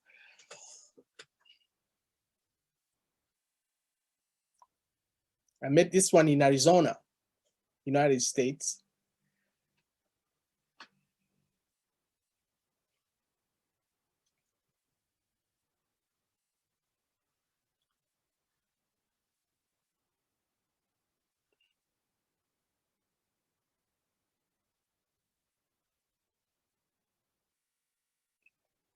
Okay, your turn. Do you want to say a little bit just now? I know we're really, yeah, there's a lot going on. I just wanted to say a little bit about what I was doing in Malawi and how that links really to Samson's work. It was interesting. I'd also studied Latin and Greek at secondary school and then You don't have university. to say it, you know? No, but only for a year, that's not good. Yeah, it was only for a year, it wasn't as much. That's not worth mentioning. It's not worth mentioning. Let me go. I did it for 6 years. I just thought it was interesting to go all the way to Malawi. You know, that was one of the things we had in common. I was working at Kacheri series, like I say, publishing books about history, culture, politics, religion, society of Malawi. And I do believe we've had Ken Ross. I don't know if he's still around. He was obviously one of the authors of many of the books from Kacheri series. And it was here really that Samson found me, surrounded by text. Huge shout out to Klaus Fiedler at Kacheri series. He also then worked at Mizuni Publications, and I think it was the New Publications as well. So when I was in Malawi, I was building up a collection of books about Malawi. A very random picture. There's not many pictures of Samson and I together from Malawi. That's good. I like that. So there was a group of us that were She's friends. trying to exoticize me. See, this is what Westerners do. They go to Africa. This is the one we should put in. And We don't really have very many photos. She put paint spots on It was her face. fun. It was a fun evening, and it wasn't just the two of us. But we have very few photos just of the two of us. We were very young. It was there. fun. It was our 20th anniversary this year, so we've been together a while. As you can see here, the Holy Ball was present at our wedding. I think Bobby Anderson was also around at some point. I don't know if he's still here. Bobby was responsible for the Scottish Churches World Exchange and, for me going to Malawi, but he also then officiated our wedding for us with the Holy Ball. So I just thought we'd share that. Like, see, I'd collected a lot of books from Kacheri and also other books that some of you might recognise. I think one of the wonderful things about Malawi is the wealth of the archives that have been studied and written about, the photographs, the conversations, the research that's been done in Malawi. And what I'm really aware of is that I think there are probably lots of young Malawians today who are not quite aware of the breadth. We only have a tiny proportion of the books that have been written about the history of Malawi and the impact that has on Malawi today. And to begin with, I would carry this Malawiana library around with me, and Samson sort of, what have you got this for? This is, I think this is sentimental or whatever. No, I thought it was too square. I mean, these books, these books are published by ministers, and me, I was at the university, I was thinking, well, there's so much religion with this. This girl has so much religion on her. And I didn't think that was cool. Sorry. But anyway, when we came to UK, I think I really have appreciated that, that the church in Malawi is a place of Malawian modernity. So I don't think I would have come across the antelope. I would have gone back to Chile without this library. And so I think that's been did really... my PhD on it, wrote my first book on it. So this is the best thing that Susan did, I think, bringing this back and sort of encouraging it. And so so it did. You wrote the Jive Talker in 2008, and I used that library to research my book, The History of Malawi, and and then I mean as somebody that's worked for Kacheri, and there are other volunteers from Malawi from Scotland who went to Malawi as an editorial assistant. That was the purpose of us being there, sort of this volunteering role as native English speakers editing the books. It's been a real joy for me to see Samson using the books specifically in exhibitions. So the one on the left is in Belgium, Musée, from last year. That's John Chilembwe photograph there as well. And we've got there the John McCracken did the great sort of bringing together the archives from the Chilembwe uprising, the archives afterwards from the commission. And we've recently had those on show alongside Antelope in Modern Art Oxford. Very powerful there. We don't currently have the Malawian library with us at the moment because it is currently in Modelling College in Oxford. That's a photograph. Often I'm taking photographs of things. It's quite nice to have a photo of me taking the photographs of things right in the middle there. But you can see the photographs alongside photographs of Chilembwe's church. Yeah, that's what I'm saying. The Kacheri books right in the middle, the photographs of Chilembwe's church, Providence Industrial Mission, and the sculptures in the boxes at the side. Just some more close-up photos from there. We had a sort of little opening at modelling. Studies of the Chilembwe maquettes, Antelope. You can see them in these ones here on the left. In the vitrines. So so that's the big photograph that we were referring to earlier of Chilembwe and Charlie both wearing hats. That sense of dignity, and we hear the word ally being used a lot, and I think that's that sense of. I think perhaps in our early days, I might, if there was a rule, I'd have sort of said, oh, we have to follow the rule. And I might not have been as brave as John Charlie to wear the hat. And I would like to hope that nowadays I would wear the hat alongside you, and I'll look forward to Trafalgar Square wearing the hat. I think that's been part of our sort of learning journey together. So that was just a few, let me just stop sharing that, a few images and photos, a little bit about us. So here we are. Thank you. Brilliant. Thanks so much, guys. What a fantastic Scotland Malawi double act. It's brilliant to invite us into your world. And please do put in the chat box if there's any questions that anyone has. We'll just very quickly. I mean, I wonder if you could just, so it's 2 years that Antelope's up in Trafalgar Square, is that right? When does it go up? In September 2022. Yeah. So we are busy at work now. Fabricating this big bronze sculpture in London. Yeah. Brilliant. And it'll be on for 2 years. It will be on for that's fine. And I see that Bobby has rejoined us there. So Bobby, in case you missed it, there was a big shout out to you, saying that you married Samson and Susan, so an integral part of the story there. I mean, I wonder if I could ask a question. You know what? So it's a slightly cheesy question, but what for you makes a good Scotland-Malawi partnership? That's what we've been talking about all day, and you guys are a brilliant Scotland-Malawi partnership. What do you think makes a good Scotland-Malawi partnership, guys? I think you have to be honest with each other. I didn't give Susan an inch at the beginning of our relationship. It was always equal footing, no matter what. So I did give her. I pointed out to her. Like, for instance, when I just arrived in this country, we would go to a place, like say in Liverpool, and she would start showing me around. I was like, you don't live in Liverpool. Why are you showing me around? You don't come from Liverpool. Yeah. You come from this little place in Perth, with cows and sheep. Yeah. Sorry. So I really you have to avoid romanticizing each other. It's easy to romanticize, for Malawians to romanticize Scotland, for Scotland to romanticize Malawi. The thing you have to find a place of sobriety, like you have to deal with what's there, you know. And I always advise that don't take advantage, you know. Like for instance, if you're a Westerner, Malawians are very accommodating, and sometimes Westerners don't understand that. They think, oh, these people are nice, so easy. I'll just, oh God, I can't believe they're allowing me to do anything, order them around. But Malawians actually notice. If you're like if you're a bad person here, the chances are that Malawians will notice that you're bad there. The same with, let's say, the relationship between. Yeah, it's that. It's just that Malawians, perhaps it's impolite to be assertive. So just because Malawians are not being assertive, it doesn't necessarily mean they don't have a, yeah, so I would say mutual respect. Yeah. I think that's one of the things is that coming as a Scot going to Malawi, and you sort of meet people and everyone's, like you say, very welcoming.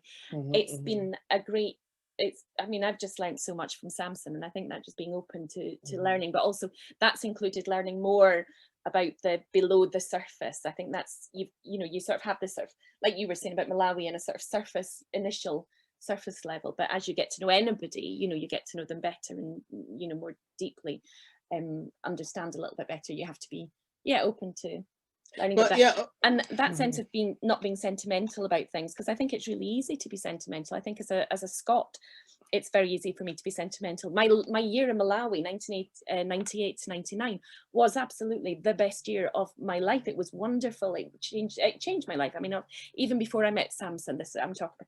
I had the great privilege of spending my first 6 weeks with Dr Fulata Moyo and her family. Many of you will know. I mean, I was working at the university, surrounded by academics, people that had stood up and fought for multi-party democracy, and you know, I mean, it was just an amazing experience for me. And it would have been very easy to come back and sort of say, oh, I just want to spend time meeting other Malawians, and let's recreate a sort of Malawian community here wherever we are, whether it's Scotland or England. And Samson was sort of like, no, we're humans, we're people, we're different, and we have things in common or not things in common, not just because we're Malawian. Don't just be sentimental about it. That's maybe, I don't know if we've lost it, David. You're back again, yeah. I'm still here. Sorry.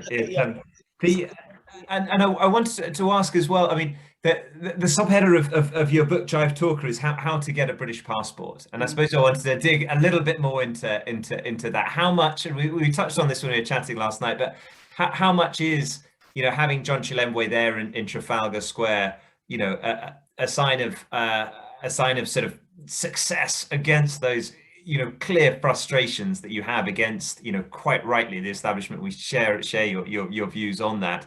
How much is it a sign of success in progress, or how much is it despite the challenges that are still there? I'd love to hear a bit more, Samson, from you on this. Yes, I think that my teaching at Oxford and my putting the antelope on the Trafalgar Square, we built that together over 20 years. It didn't come easy. I mean, there were so many obstacles, and you know, the UK government put a lot of things to put you off when you, like for instance, the book is called How to Get a British Passport, because when I went for my interview for a visa, they asked me, are you marrying Susan to get a British passport? I found that very strange, you know, because in Malawi, we are very kind of welcoming people. You know, I mean, Britain thinks it takes a lot of people. It doesn't. Malawians have thousands of people walking into the country every day. And this is the poorest country, maybe one of the poorest countries on earth. What are people looking for in Malawi?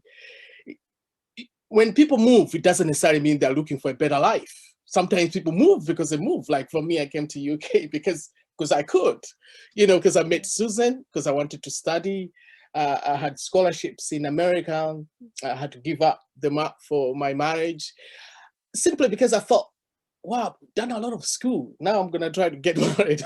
It was time to. It wasn't necessarily looking for a better life or, you know, but so it's that assumption that every time you come to Britain, you're looking to for something from here. It's a lot of shabby, actually. For me, it tells more about Britain than it does about Africa. I think Africa is a place of luxury. And somehow I find the mentality here sometimes kind of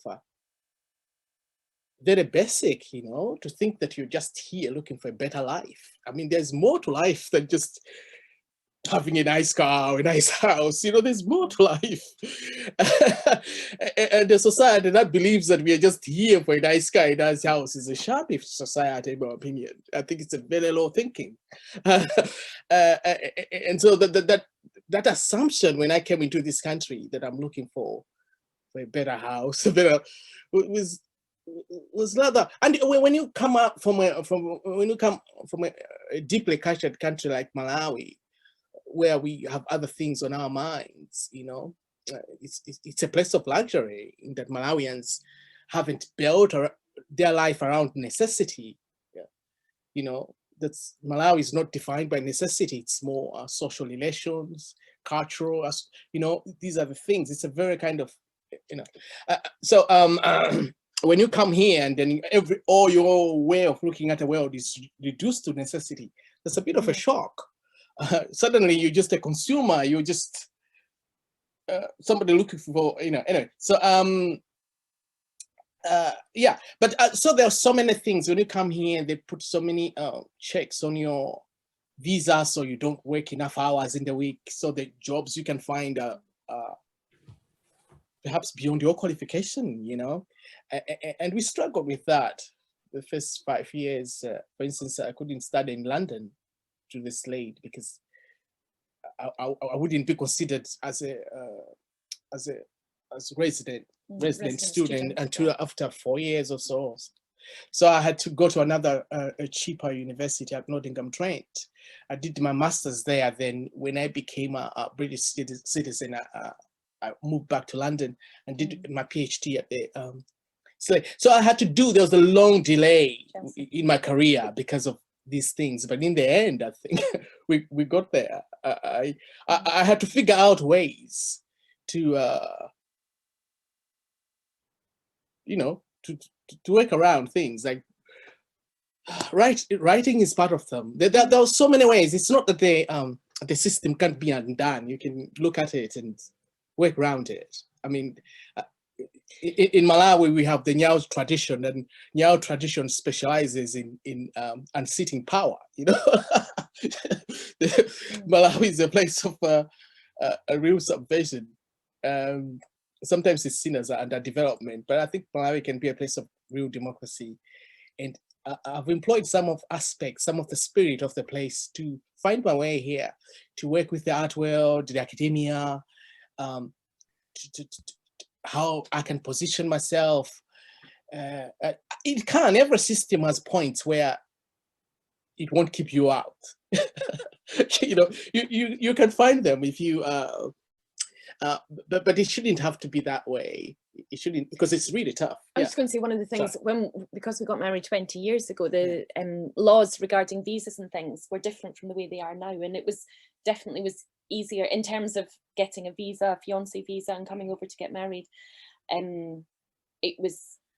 There were still lots of hoops to go through, and I remember sitting in the High Commission in Lilongwe and hearing Samson being interviewed in one room and gales of laughter coming out, and me being really worried. I'm going, this is really serious. I could hear this laughter. And that was when they'd asked you, why are you marrying Susan to get a British passport? You'd said, not really. You told me this afterwards. And I'm like, laugh. We're not going to get no, he didn't laugh. No, I only heard you laughing. He said, so I was really worried. He said, the answer is no. The answer is no. And he wrote the answer from no. So I was worried, were we going to get there was no laughter in the office. No, just from you. I could definitely hear you because I was really quite anxious outside. But now when I hear about what the rules are like now for people wanting to come to get, you know, like in our position to come to get married, we'd have really struggled. The amount of money you have to be earning in order to get you know, a visa to get married. Sort of things to do with the hours that you can work, etc. It's really bad. So I think, yeah, when I had my Malawian passport in Europe, it was almost like useless. You know, I couldn't move. I remember I had shows around Europe because I came into Europe through a residence in Holland before I met. I may have smuggled art in my time, but don't tell anyone. No, that was when I. Yeah, Susan used to go for me to Holland, right? Yeah, but when I came, I didn't have a visa, so people would invite me in Europe, and I couldn't go because I didn't have the Schengen visa. So for 4 years, I had to kind of postpone my show. Or Susan would go ahead, do the show for me. And the worry now, I see somebody's mentioned there about Brexit Britain. The worry now is it's going to go back to that. We've had a time with a British passport, you've really been able to travel and very easily and, you know, take works across countries. And already we can begin to see how that's becoming more difficult. So that's just me personally throwing in my bits. No, thank you very much for an honest answer to a provocative and political question, but I couldn't resist. And just I think certainly I was nodding away, and I was looking around, and a lot of other people nodding away. I see yeah, Bobby's there. I see Patrick Grady, an MP in Glasgow, who's the chair of the Malawi All-Party Parliamentary Group, and has been a powerful voice in the House of Commons on exactly these issues. And I'm sure Patrick will have scribbled down some notes and quotes there that can be used if you're happy to try and represent on some of these really important issues. Friends, sadly time is against us, and I feel we could spend all afternoon and all evening chatting to Samson and Susan, and what better encapsulation of everything that is the Scotland-Malawi partnership, seeing a Scot and a Malawian talk in that way. And I suppose for me, those words I heard there of dignity, of honesty, of depth of understanding, not allowing oneself to be sentimental. And I think the one that really lasts for me is your shabby society, the shabby assumptions that are there, a really powerful thought, and not dissimilar. You know, last year we finished with Delisa Chaponda, and you know his experience is not dissimilar to that. So I think incredibly important that, you know, we're hearing this, we're listening to this, and we step up to that challenge as a society about how welcoming we are to our friends in Malawi. So thank you so much. I really do think having a figure of John Chilembwe in Trafalgar Square sizing up to those monuments of imperial power, that's great that it's not just life size, it's horse and man size, so possibly even bigger in scale, which is fantastic. A huge thank you to Samson and Susan for taking part of today. It's hugely meaningful, and please, friends, know that this is not the end of the conversation. We're having some really exciting conversations about, without giving away too many state secrets, about how we can get antelope to Scotland. So watch this space, as I think some exciting news to follow. But I must wrap up because we are over time.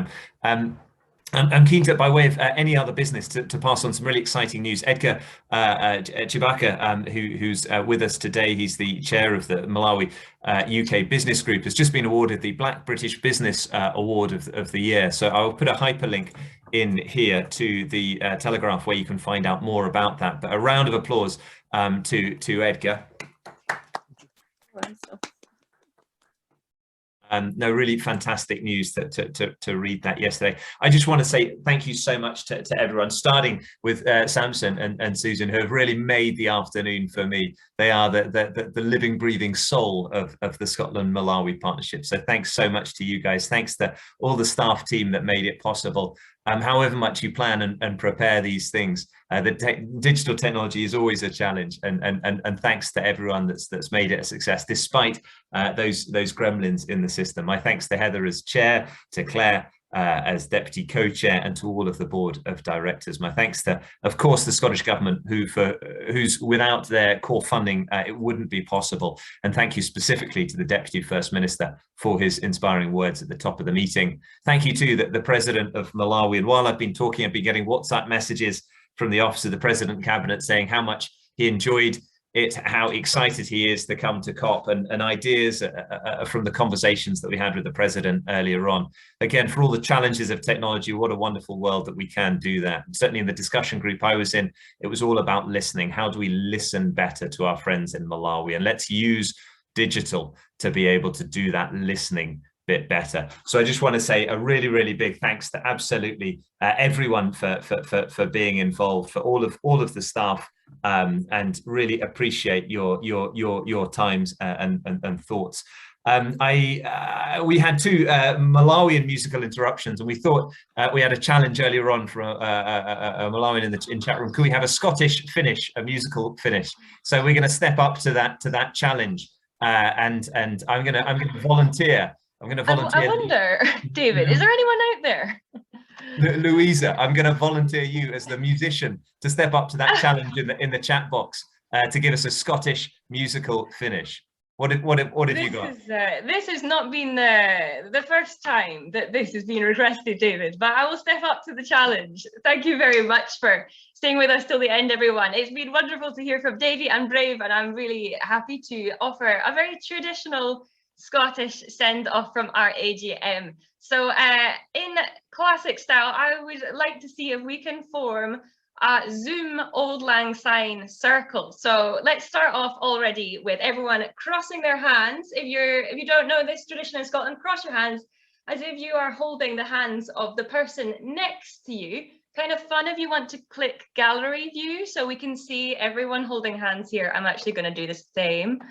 Because it'd be lovely to see each other. And we'll just, if you can sing along, please do. We're going to do just one verse of Auld Lang Syne. If you know the lyrics, please sing along. Here we go.